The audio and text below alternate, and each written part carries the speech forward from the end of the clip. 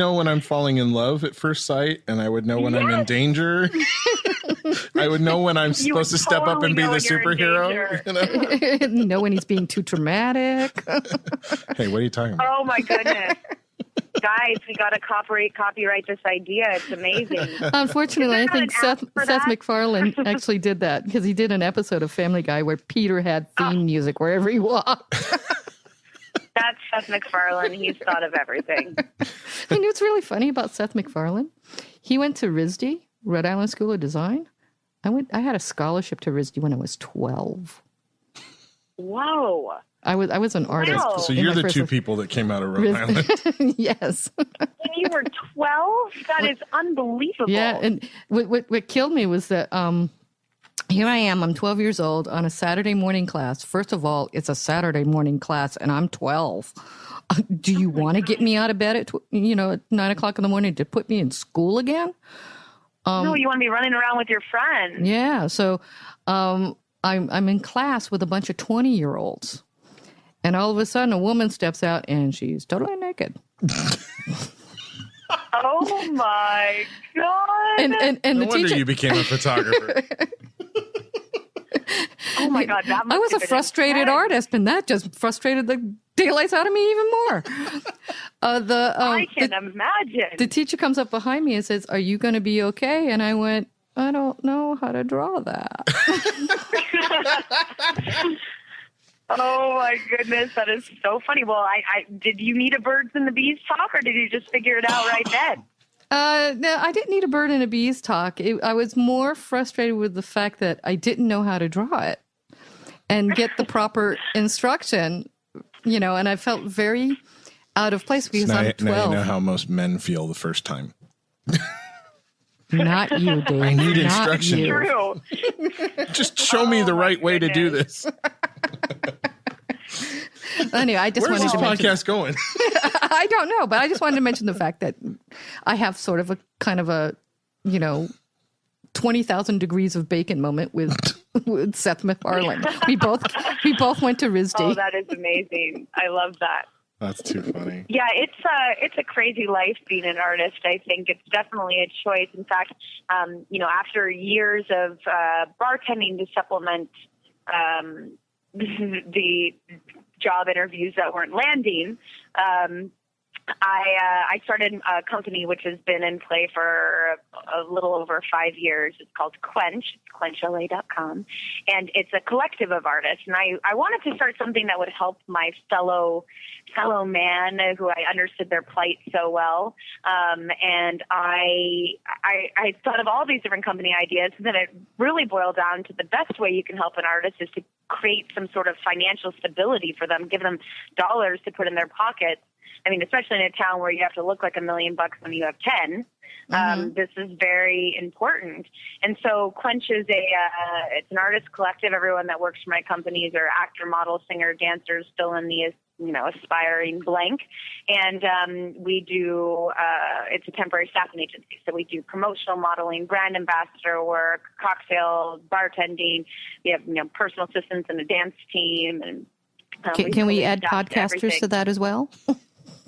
Yes, my God, and podcaster, yes.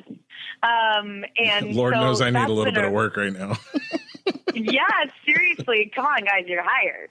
We'll have that beer, and then I'll employ you. Anyway, continue on. If you need MCs for stuff, I'm right on it. Yeah. Yes, you know what? Actually, we haven't opened our MCs department, but that's coming next. We just opened our. We have a beauty company that we partnered with called the Bombshell Bus, and they're really cool. And then we just hired some massage therapists for an event. So MCs are next. There you go. But yeah, it's been a really fun experience, and actually, the more I balance the left to the right side of my brain, the easier it is to go into some auditions and have them be just joyful moments without any sort of financial desperation or my ego needs this kind of moment. It just is kind of like, oh, this is what I love to do, and this is so fun. And I think that's what we always have to remember about our art, and that we have that when we're in school and we're studying and when we're learning to be an artist, and then we make it a career. And for many people, I think the joy goes out the window. You know, I have this metaphor in my life that I want a strong financial trunk. It doesn't have to be crazy. I just want to be able to pay for myself and get a glass of wine every once in a while.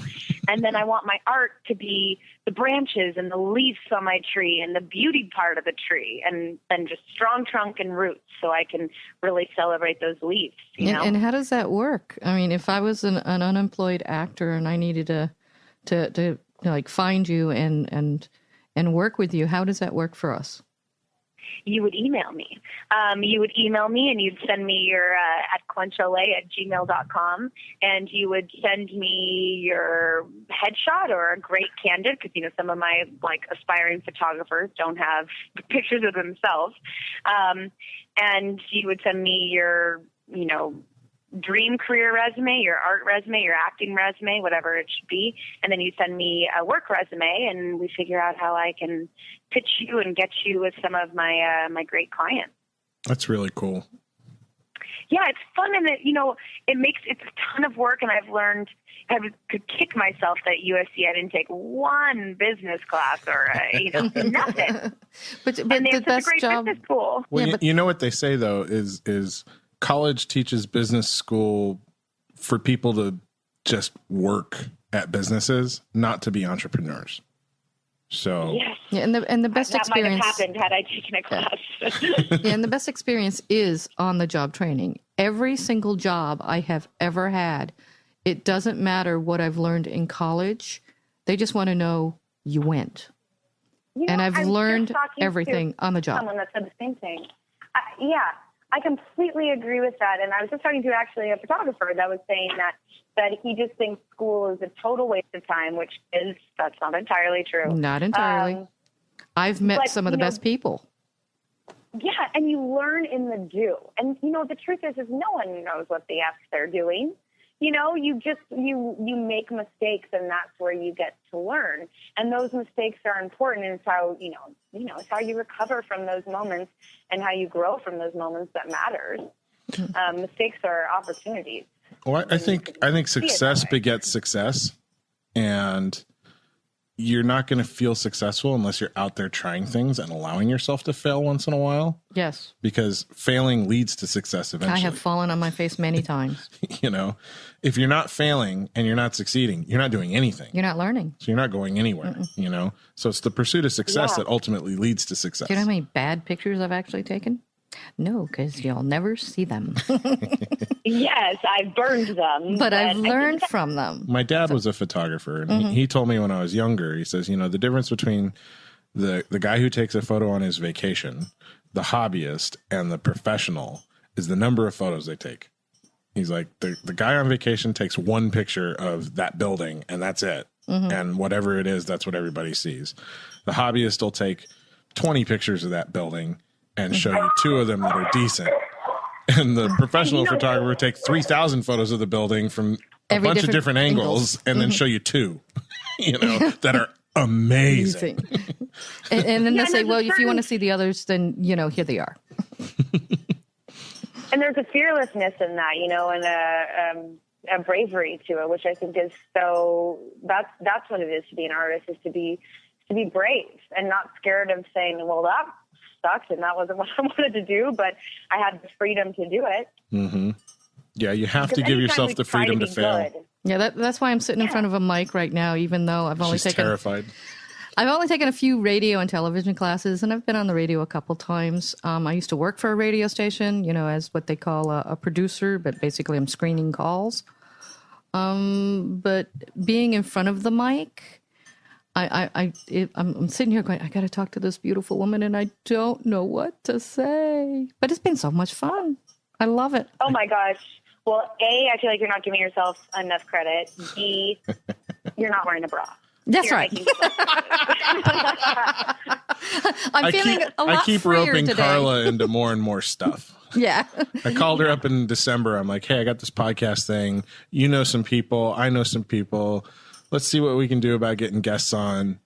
And we went like gangbusters. Bam, it just took off. And all because of her, which is fantastic and amazing. And I think she's been I like talking to people. She's been discovering some reserves in her that she didn't realize she had. And, well, it's the producer in me. And as we go along, I'm like, okay, I want you on the mic for this interview. I want you to co-host on this one. I want you to step up and do some other things. And every step of the way, to Carla's credit, she has stepped up and tried it, and she's done great so far. So thank you.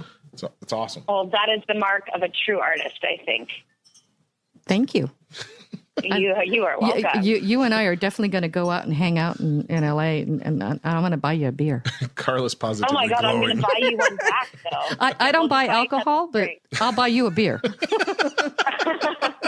Hey, I never turn down a beer. I never do. If this gets any friendlier, I'm buying you a steak. Oh my gosh, I love that. So what's on the horizon for you, Kelsey? What, sorry? What's on the horizon for you? What other things you got going on? Well, I just had the first episode of Chasing Life air on not this Tuesday. Gosh, 2 Tuesdays ago already. No, last Tuesday. And I have 6 more of those to go, and I play a ridiculous but fabulous character. And I'm definitely the comedic relief. April, who's played by Italia Ricci, who's the lead of the show, works at the Boston Post, and she's an aspiring writer. And I play the sex columnist that works at the Boston Post, who is, she overshares, I think it's the nicest way to put who she is. And she's not shy, and she's definitely not afraid of making mistakes, which is kind of inspiring, and doesn't really judge people, because how could she? If anyone judged her, it'd be not good. So that's been a really fun role. And did you do any research to prep for being a sex columnist? Well, you're talking to a Sex and the City fanatic over here. When that show came out, I know every episode. What girl wasn't? The first time it came out, I wasn't. I was probably the only one in the United States who just went, I'm not into this. You were the only one. I mean, then it got to be its own thing, and now I feel kind of almost like a little, I don't know, I'm such a cliche to say it, but man, when it first came out, I loved it. I loved that show. And so I had a little Carrie Bradshaw syndrome going on there, and then I, like we were talking about earlier, I wanted to find this fun kind of person that lived inside of me. So she's a version of me in a parallel universe, she'd be me. She'd be me with bigger balls. We're on the ball theme, so why not? Why stray? She'd be me with bigger ones. I don't know what to say to that. That'll be the tagline for this episode. Why stray from the balls? Yeah, there we go. That'll get the ratings right up through the roof. Yeah. So I love the writers on this show. ABC Family is phenomenal, and they're letting me get away with some pretty racy, fun stuff. And it's been total joy to work on. Her name is my character's name is Mallory. To be Mallory on Chasing Life, it's been really, really wonderful. And then I shot this independent film, and where I'm playing the absolute opposite. I've always wanted to play the protagonist, and because of I just, for whatever reason, haven't really gotten an opportunity to do that. I don't know if my look screams protagonist. I don't even really know what that means, but that's what I've had people tell me before. And so I got to play this girl whose ambition gets the better of her, and then that's becoming not the best. Not a shiny person with a little spot waiting for her in the afterlife. She's gonna have to battle it out at the gates at the end of her days.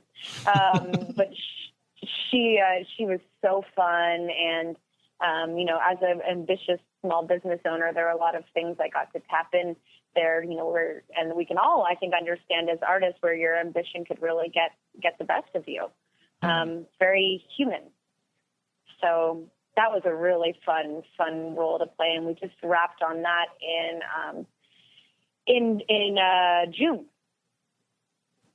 so they're scrambling to get that ready for a bunch of festival submissions and stuff, and I'm really excited about that. And then I've just been starting to audition again like crazy, which has been great. Well, that's fantastic. Now,